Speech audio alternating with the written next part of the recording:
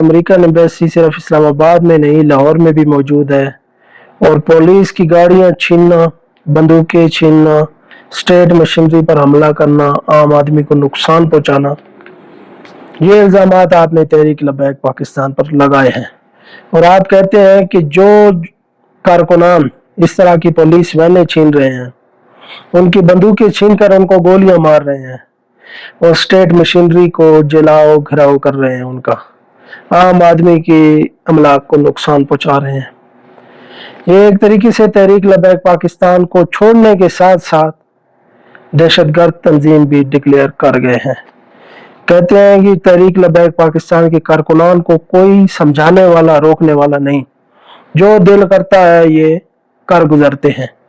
चाहे पुलिस इनके सामने आए, रियासती मशीनरी कोई इनके सामने आए, पुलिस की बसें आए यूनिवर्सिटियों की, ये सब को लेकर चल पड़ते हैं।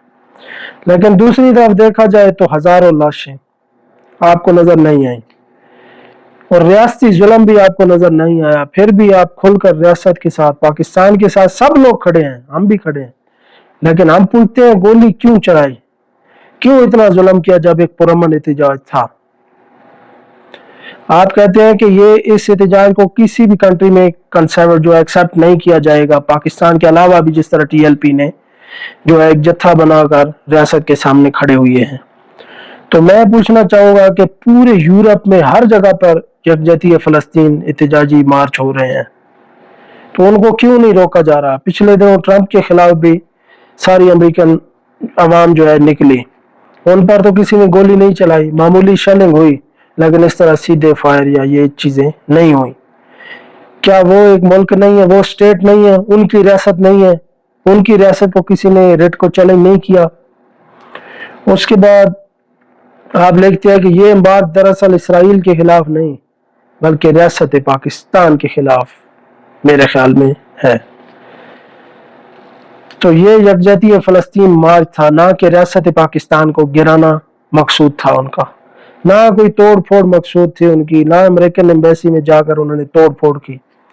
और मेरा ख्याल में आपको वो बांग्लादेश वाली खबर का नहीं पता कि बांग्लादेश में जो पाकिस्तानी सफीर मौजूद था उसकी पसलियां, टांगे तोड़ दी गई, लेकिन उधर रियासत को कुछ खबर नहीं है। और इधर एक अमेरिकन एम्बेसी के तहफ़्फ़ुज़ के लिए, हुर्मत के लिए हजारों लाशें गिराई गई, हजारों कारकुनान को जो है इंजर्ड किया गया, वो किसी काबिल नहीं रहे, किसी की आंखें जो है डैमेज हो गई, किसी के बाजू, किसी की टांगे।